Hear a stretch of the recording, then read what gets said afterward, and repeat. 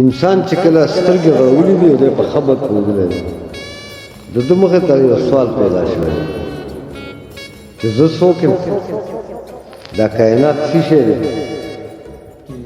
زه د کوم ځای نه راغلی یم زه به ځم چېرته ژوند څه دی مرګ څه دی ژوند د څه نه جوړ دی د مرګ نه پس څه کېږي یا د مرګ کیفیت څه دی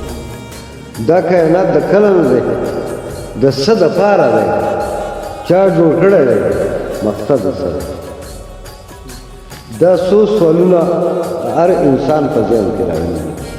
او دې سوالونو ته په هره زمانه کې پوهه خلکو خپل خپل جوابونه کتلي دي او ګټلي دي او هغه یې بیان کړي و دې پوښتنو ته چې چا جوابونه ویلي دي دغه جوابونو ته موږ فلسفه ویلې ده فلسفې ډیفینیشن وپېژنو که نه چې دې پوښتنو ته جواب څه شی دی فلسفه ده